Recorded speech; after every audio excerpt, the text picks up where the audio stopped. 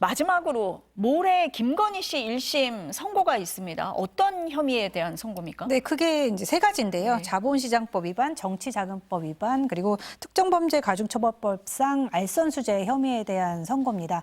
특검팀은 이제 지난해 12월 3일 결심 공판에서 피고인 김건희 씨가 그동안 대한민국 법 밖에, 법 위에 서 있었다면서 징역 15년을 구형을 했습니다. 김건희 씨는 도이치모터스 주가 조작 세력과 공모해서 8억 1천만 원가량의 시세 차익을 본 혐의를 받고 있고요. 또 2022년 대선 전후에 정치브로커 명태균 씨에게 2억 7천여만 원 상당의 여론조사를 무상으로 받고 같은 해 보궐선거에서 명 씨와 가까운 김영선 전 국민의힘 의원이 공천을 받도록 영향력을 행사한 혐의를 받고 있습니다. 그리고 통일교측 현안을 들어주는 대가로 건진법사 전성배 씨를 통해 샤넬 가방과 그라프 목걸이 등 8천만 원 상당의 이제 금품을 수수한 혐의를 받고 있습니다. 김건희 씨 사건을 맡은 재판부는 같은 날 그 권성동 국민의힘 의원과 윤영호 전 통일교 전 본부장에 대해서도 1심 선고를 진행합니다.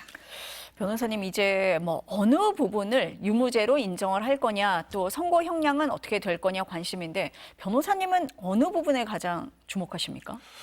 네, 결국은 이제 그 유무죄와 관련돼서는 전체적으로 이제 유죄가 판결될 가능성이 좀 높다라고 생각을 하는 게요. 이유는 결국은 핵심적인 인물들의 증언들이 이미 다 나와 있는 상태이고, 아까 전성배 씨라든지 이런 사람들의 증언들이 구체적으로 나와 있는 상황이기 때문에 이 부분에 대해서 무죄를 받을 가능성이 굉장히 낮다라고 생각을 합니다. 그리고 주요 공범들이라고 할 수 있는 사람들의 진술이 다 확보된 상태이기 때문에 유죄는 나올 것이고, 이제 제일 관건이 되는 건 형량에 관한 부분인데요. 결국은 개별적인 범죄 혐의들도 문제가 되지만은 결국 우리가 이 도이치모터스 주가 조작 사건 이야기 나눈 지가 벌써 한 5년 넘지 않았습니까? 어찌 보면은요, 굉장히 오랜 기간 동안 이 문제가 제대로 해결되지 못하고 수사를 하지 못하는 것, 결국은 대한민국의 정치 권력을 가지고 수사 과정에 있어서의 개입하거나 영향력을 행사해서 정당한 수사를 가로막은 부분들을 양형에 있어서도 굉장히 중요한 요소로 보일 가능성이 있다, 이렇게 생각을 하고요. 그럴 경우에 형이 더 높게 나올 수도 있다고 생각합니다. 그러면은 한덕수 전 총리의 경우처럼 검찰의 특검의 구형량보다 선고 형량이 더 높을 수도 있다라고 보십니까?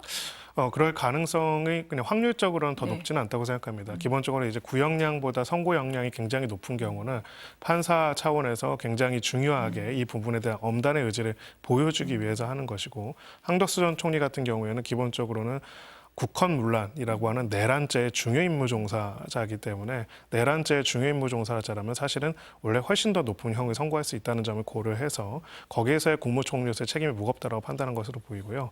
그렇기 때문에 이제 일반적으로 구형량보다 더 높은 선고가 있다라고 보는 걸 확률적으로 보기는 어렵겠지만, 다만 구형량에서 크게 낮지 않은 선고를 할 가능성이 있다고 생각합니다. 이유는 말씀드린 것처럼 개별 범죄 혐의도 무겁지만은 결국 이 모든 것들은 정치 권력의 정점에 서서 정치 권력에서 권력자의 가족이라고 하는 그런 특수한 지위를 이용해서 사법 시스템 자체를 무력화시켰다는 것, 법 위에 있다는 것들은 엄단의 필요성이 굉장히 높은 사안으로 판단될 가능성이 있다, 이렇게 생각합니다.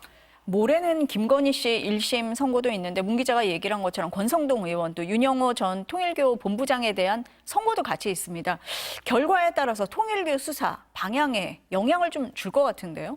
네, 그렇습니다. 유죄로 판단이 되게 될 경우에는 결국은 이제 이렇게 종교 권력이 자금 등을 이용해가지고 정치 권력을 등에 업거나 정치 권력에 협업해가지고 사실상 공화국의 기본적인 기능들을 자신이 유리한 방향으로 끌고 가는 것에 대해서 이제 유죄가 판단이 될 경우 앞으로의 수사와 또 앞으로의 조사에 있어가지고 더 큰 어떤 영향력이 될 것이라고 생각을 하고요. 그런 부분에 있어서는 이제 유무죄와 형량도 중요하지만 결국은 그 모든 과정에 대한 사실 인정들을 재판부가 어떻게 판단하고 있는지도 굉장히 중요한 요소가 될 것이다, 이렇게 생각합니다. 네, 모레 1심 선고도 좀 지켜보도록 하겠습니다. 두 분 말씀 여기까지 듣겠습니다. 감사합니다.